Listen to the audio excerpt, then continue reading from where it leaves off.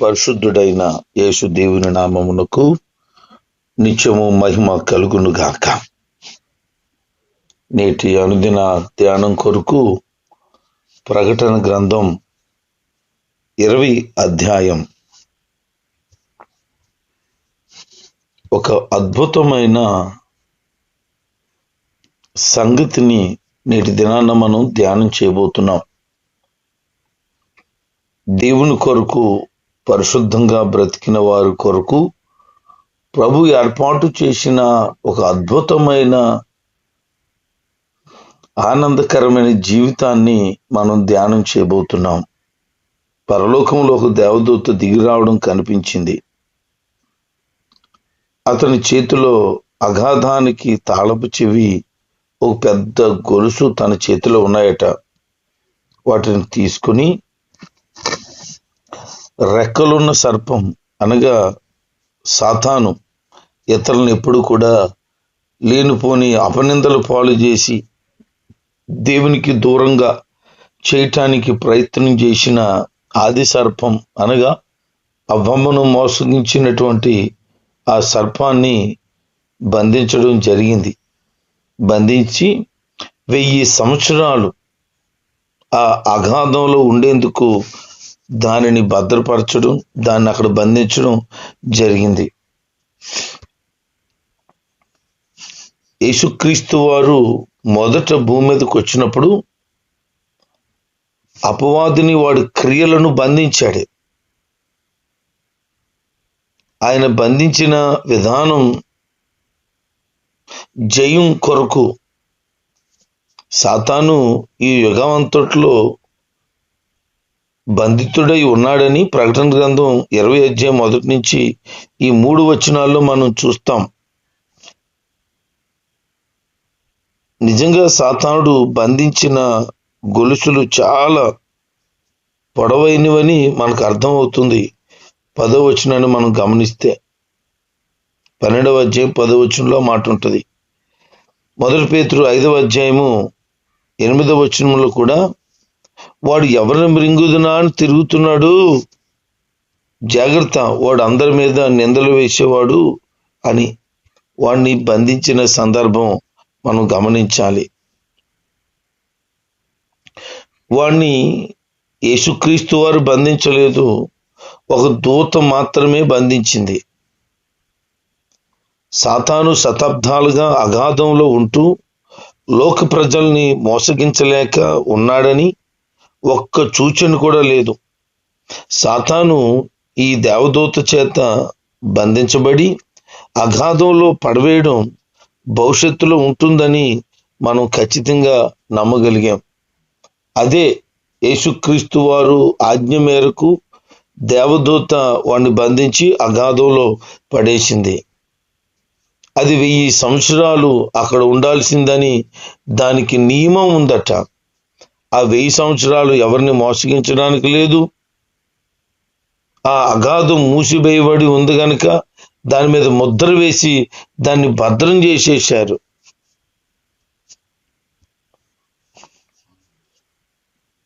దేవుని యొక్క ఉద్దేశాలు, దేవుని యొక్క ఆలోచనలు మన ఆలోచనలకి అగోచరంగా ఉంటాయి. ఇంకెందుకు బంధించడం, అప్పుడే వాడిని అగ్నిగుండంలో పాడేస్తే బాగుంటుంది కదా అని అనుకుంటే దేవుని యొక్క ప్రణాళిక మనం గమనించాలి. సాతాను ఎంతమాత్రం అగాధంలో నుండి బయటకు వచ్చి భూమి మీద అడుగు పెట్టలేకపోతాడని దీన్ని బట్టి మనం అర్థం చేసుకోగలుగుతాం. 1000 సంవత్సరాలు వాడు ఆ అగాధంలోనే ఉంటాడు. తర్వాత వాడికి విడుదల కలుగుతుంది. వాడు కొద్ది కాలం విడుదల ఇస్తాడట. సింహాసనాలు, వాటి మీద కూర్చున్న వారిని చూచానంటున్నాడు. వాస్తవానికి వారు కూర్చున్నది ఎందుకంటే తీర్పు తీర్చడానికి అధికారం వాళ్ళకు వచ్చిందట. వారు ఎవరు అంటే యేసుక్రీస్తు కొరకు సాక్ష్యం చెప్తూ దేవుని వాక్యాన్ని బట్టి తల ఖండించబడిన వారు, చిరచ్ఛేదనం చేయబడిన వారు, వారి ఆత్మలను కూడా చూశాడట. వారు మృగాన్నైనా వాడి విగ్రహాన్నైనా పూజించకుండా, వాడు ముద్ర నొసటైనా చేతి మీదైనా వేసుకోకుండా ఉండిన వారు బ్రతికి యేసుక్రీస్తుతో కూడా ఆ 1000 సంవత్సరాలు ఆ రాజ్య పాలనలో ఉన్నారు. దీన్ని పునరుద్ధానం అని రాయడం జరిగింది. అంటే ఆత్మలు ముందున్న శరీరంలోనికి మళ్ళీ వచ్చి ఆ శరీరాలు మళ్ళీ బ్రతుకుతాయి అని అర్థం. 1000 సంవత్సరాలు అంటే సాతాను అగాధంలో ఉన్నంత కాలం ఈ ప్రస్తుత భూలోకంపై క్రీస్తు తన విశ్వాసులను కూడా ఎంతకాలం పరిపాలిస్తాడన్న విషయం బైబిల్ అంతట్లో వెల్లడైంది ఇక్కడ మాత్రమే. అయితే ఈ యొక్క గ్రంథంలో మనం ఏం చూడగలుగుతామంటే, దేవుడు తన ప్రజల విషయమై ఒక ఆశ్చర్యకరమైనటువంటి పరిపాలనను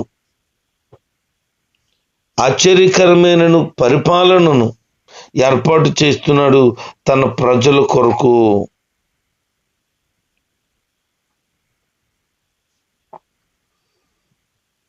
దేవుడు తన ప్రజల కొరకు వాగ్దానం చేశాడు.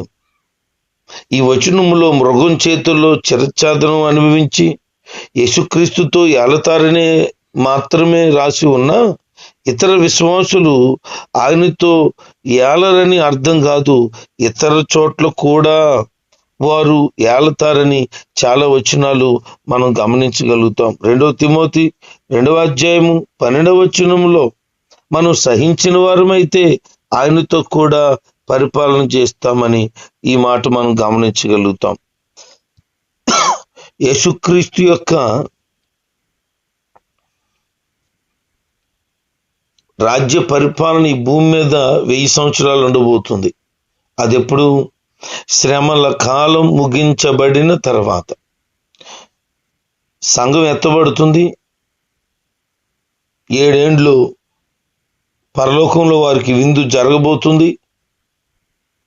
7 సంవత్సరాలు గడిచిన తర్వాత ఆ పరిశుద్ధులందరూ కూడా యేసుక్రీస్తుతో పాటుగా ఈ భూమి మీదకి వస్తారు.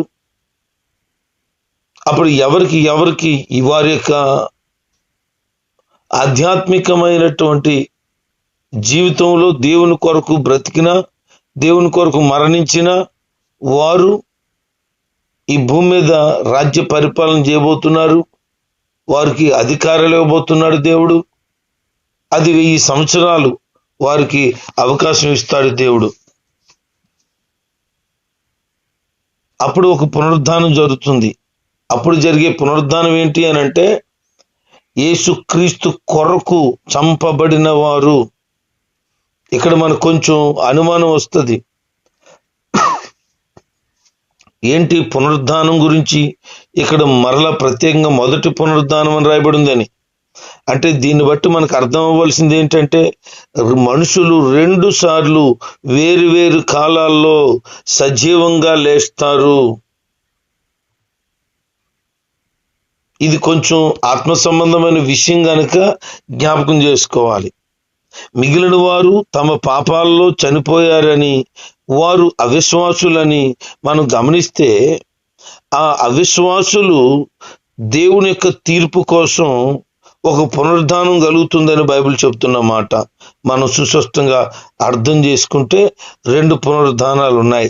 ఒకటి ఎవరు అనంటే భక్తి కలిగిన వారు. రెండవది ఎవరు? క్రీస్తుని ఎరగక, క్రీస్తుని నమ్మక, లోకములో పాపముల కోసం మరణించిన వారు. వారు తీర్పు పునరుద్ధానం కొరకు, మనం ప్రభుతో ఉండటానికై సిద్ధపడట కొరకు. మొదటి పునరుద్ధానంలో పాల్గొన్నవారు ధన్యులని, వారు పరిశుద్ధులని, వారు 2వ మరణానికి వారికి అవకాశం లేదని బైబిల్ చెప్తుంది. 2వ మరణం అంటే ఏంటి? అపవాదికిని వాడు దూతలకును సిద్ధబాటు చేయబడినటువంటి అగ్నిగుండం. అది మరణం అనే పేరుంది తప్ప చావు లేని స్థితి అది. మొదటి మరణం ఏంటి? మనం శారీరకంగా మరణించిన మరణం. 2వ మరణం ఏంటంటే అది నిత్య మరణం. ఇక మరల పునరుద్ధానం పొందే అవకాశం లేని మరణం, అదే నిత్యము మండుచున్న అగ్ని గుండం. 14 వచనంలో మాట మనం గమనించగలుగుతాం. వారు ఏం చేస్తారట? ఆయనతో కూడా యాజకులై ఆయనతో ఏలుబడి చేయబోతున్నారు 1000 సంవత్సరాలు. ఈ 1000 సంవత్సరాలు గడిచిన తర్వాత అపవాదికి మరల అవకాశం ఇవ్వబడుతుంది. వాడిని ఆ ఖైదీలో నుంచి దేవుడు విడుదల అనుగ్రహిస్తాడు. వాడు కొద్ది కాలం ఉంది, వాడు పరలోకం నుంచి భూమి మీదకు పడద్రోయబడిన సంగతి, ఇక్కడ వాడిని అగాధంలో నుంచి విడుదల చేసిన సంగతి మనం గమనించాలి. వాడు విడుదల అయిన తర్వాత ఏం చేస్తాడంటే, ఈ భూమి మీద ఉన్నటువంటి జనాలందరినీ వాడి వైపు త్రిప్పుకోవడానికి విస్తృతమైన ప్రయత్నం చేసి ప్రజలను మోసగించి యుద్ధానికి పోగు చేస్తాడు. అంటే మళ్ళీ వాడు పనాడు చేస్తాడు. ఒక భయంకరమైన యుద్ధం జరగబోతుంది. దాని పేరే గోగు మాగోగు. గోగు మాగోగు అనేటువంటి ఒక భయంకరమైన యుద్ధం చేయబోతున్నాడు. ఇది ఎక్కడ జరుగుతుంది అని అంటే, ప్రస్తుతం మాగోగు అనే ఒక స్థలం ఉంది. అది నీళ్లతో నింపబడి ఉండేది. అది ఆల్రెడీ ఆరిపోయింది. ఆ సముద్ర భాగం అంతా కూడా ఆరిపోయి ఆరిన నేలగా తయారైపోయింది. సైంటిఫిక్ గా ఎందుకు ఆరిందో ఎవరికి అర్థం కావట్లేదు, కానీ బైబిల్ ప్రకారంగా మాత్రం మనం అర్థం చేసుకుంటే ఆ మాగోగు అనే స్థలం యుద్ధానికి సిద్ధమైపోయింది. అంటే దేవుని యొక్క ప్రణాళిక నెరవేర్చబడటానికి దేవుడు ఒకదాన్ని సంసిద్ధపరుస్తున్నాడు. వాడికి సపోర్ట్ చేసేవాళ్ళు ఎంతమంది ఉంటారంటే, ఇసుక రేణువులంతమంది ఉంటారంట. యెహెజ్కేలు గ్రంథంలో గోగు అంటే మాగోగు అధిపతి అని, మాగోగు ఇశ్రాయేలు దేశం మీద దండెత్తి వచ్చే జనాలు ఇశ్రాయేలుకు ఉత్తరాన చాలా దూరాన ఉన్నాయని యెహెజ్కేలు గ్రంథం 38వ అధ్యాయం 6వ వచనం 15వ వచనం 39వ అధ్యాయం 2వ వచనంలో మనం గమనించగలుగుతాం. ఈ యుగం సమాప్తి కాకముందు 1000 ఏండ్ల పరిపాలనకు ముందు ఇశ్రాయేలుపై దాడి చేస్తాయని అనుకోవడానికి కారణాలు లేకపోలేదు. మనం ఏదైతే మాట్లాడుకుంటున్నామో అది ఈ భూమి మీద భయంకరంగా జరగబోతుంది. ఈ దాడి 1000 ఏండ్ల పరిపాలన తర్వాత జరగబోతుంది. అంటే ఈ జనాలందరూ వాడి చేత మరొకసారి మోసగించబడిపోతున్నారు. మరలా భ్రష్టత్వంలోనికి ప్రజలు వెళ్తారు.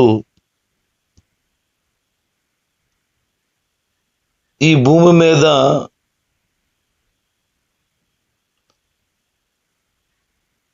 దేవుని కొరకు, ఆయన ప్రజల కొరకు దేవుడు ఏర్పాటు చేసినటువంటి అద్భుతమైన నగరం.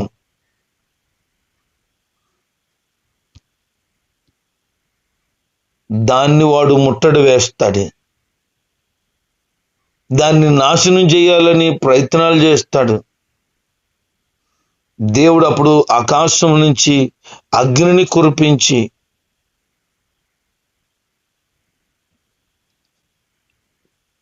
ఆ మంటలు దిగిరావడం వలన ఆ మంటలు వాడు మింగివేసి వాడు ఎవరెవరిని మోసగించాడో ఆ మోసగించినటువంటి వ్యక్తిని, మోసపోయిన వారిని ఆల్రెడీ కపట ప్రవక్త మృగం ఉన్నటువంటి అగ్నిగంధకాలలో పడవేయడం జరుగుతుంది.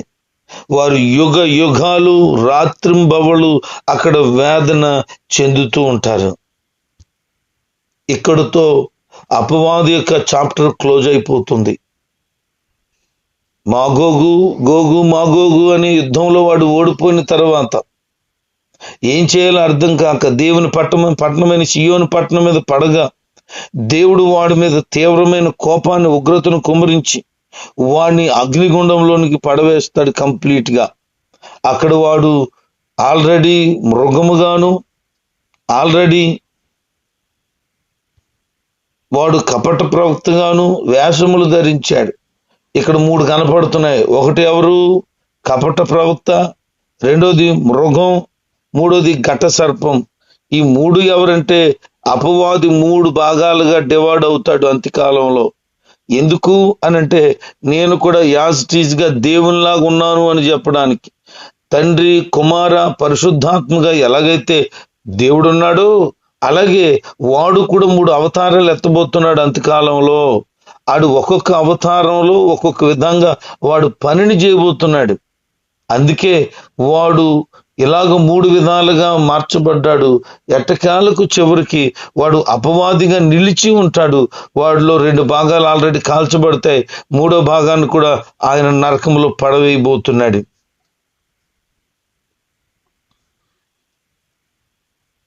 దేవుని ముందర చనిపోయిన వారు గనులైనా అల్పులైనా అందరూ కూడా నిలిచే సమయం ఒకటి ఉండబోతుంది.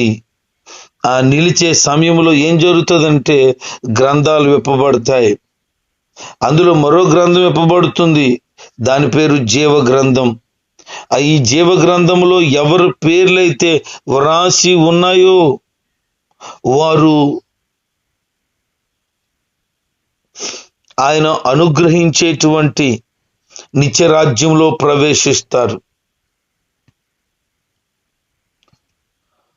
జీవ గ్రంథంలో ఎవరి పేర్లైతే రాయబడ్డాయో వారు చనిపోయిన వారు తీర్పుకు గురయ్యారట.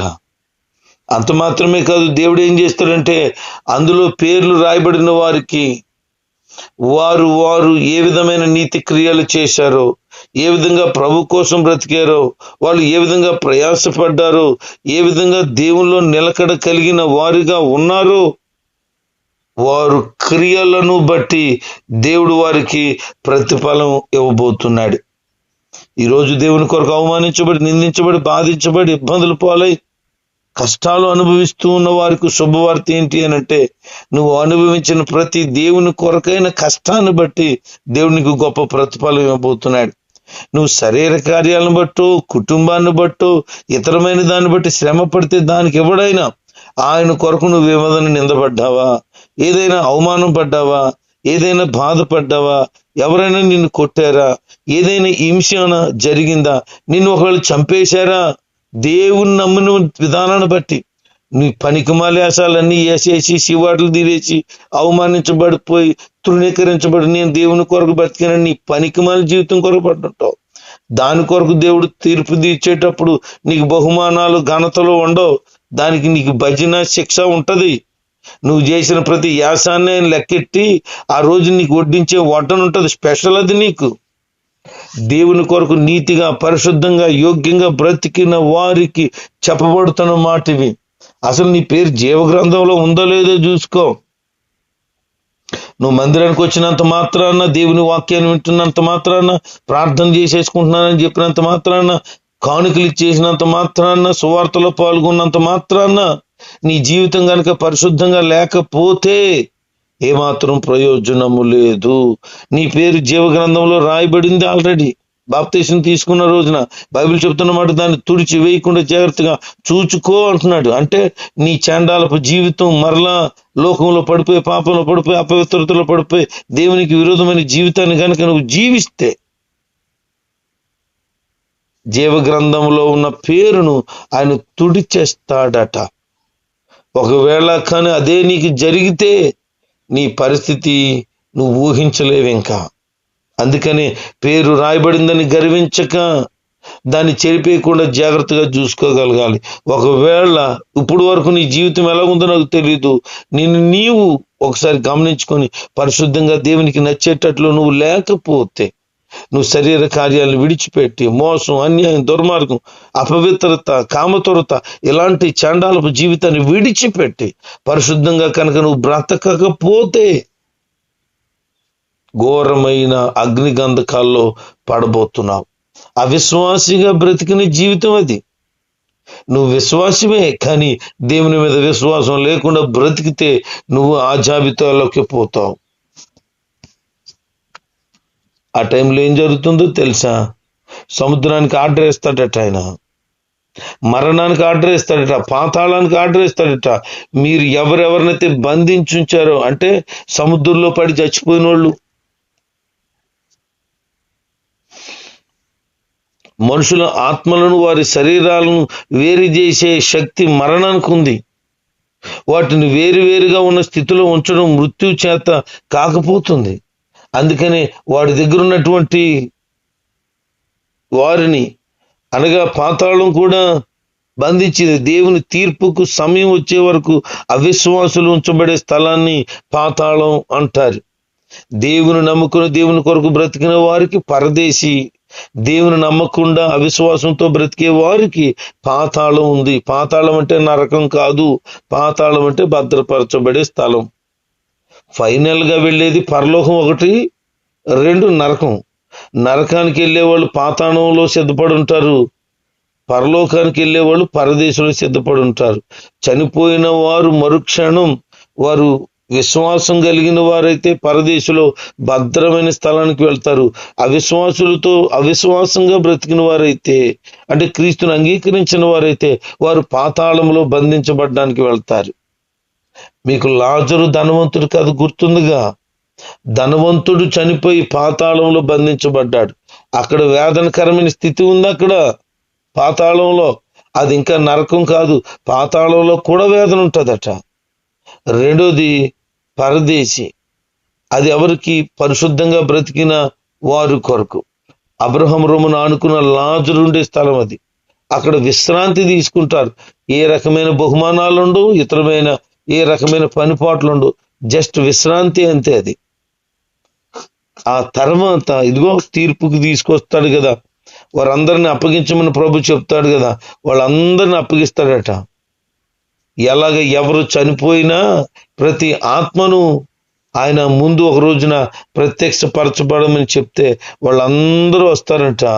ప్రతి వారు తమ పనుల ప్రకారం తీర్పుకు గురవుతారు. అప్పుడు పాతాళం గాని ఈ మరణం గాని అగ్నిగుండంలో పడవేయబడుతుందట. అంటే చావు కంప్లీట్గా చనిపోయే స్థితి ఎప్పుడో తెలుసా? యేసు క్రీస్తు వారు 1000 ఏండ్ల పరిపాలన తర్వాత సింహాసనపు తీర్పు తీర్చిన తర్వాత ఆ మరణాన్ని కూడా కాల్చేస్తాడట. పాతాళాన్ని తీసుకెళ్లి అందులో పడేతంటే, అంటే పాతాళంలో ఉన్న వారు అందరూ కూడా ఆ భయంకరమైనటువంటి అగ్నిగుండంలో పడవేయబడతారు. ఇది 2వ మరణం. ఇది సమస్తమైన శాంతికి, ఆనందానికి, ధన్యతకు మూలాధారమైన దేవుని సన్నిధి నుంచి ఆనందకరమైన ఎడబాటు, అనంతమైన ఎడబాటు. అంటే ఇంకెప్పుడు కూడా మరణం ఎవరి మీద ఏలుబడి చేయటానికి వీలు లేదు. ఇక చనిపోయినటువంటి వారు ఉంటారనడానికి ఇక లేదు, ఇంక అక్కడి నుంచి చావు లేదు.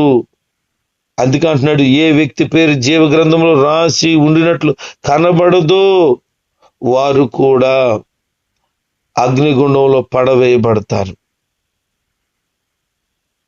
జీవ గ్రంథంలో పేరు ఎవరికైతే లేదో వారు ఆధ్యాత్మికంగా జీవము లేని వారు.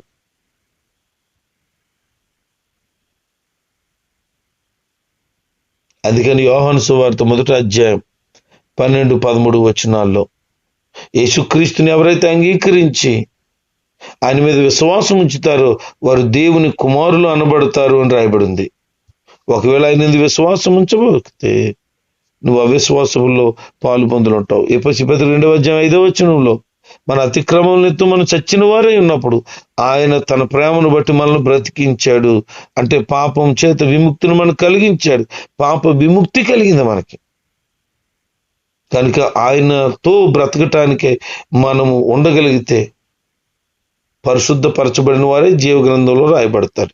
పాపాలు చేస్తూ చచ్చిన వారుగా ఉంటారు చూడు, వారు తగిన శిక్షకు ఖచ్చితంగా పాత్రలవుతారని బైబిల్ చెప్తుంది. న్యాయమైన తీర్పు శిక్ష నుంచి మనం తప్పించుకోగలిగిన ఒకే ఒక మార్గం దేవుని వాక్యంలో సెలవిస్తుంది. నన్ను నమ్మి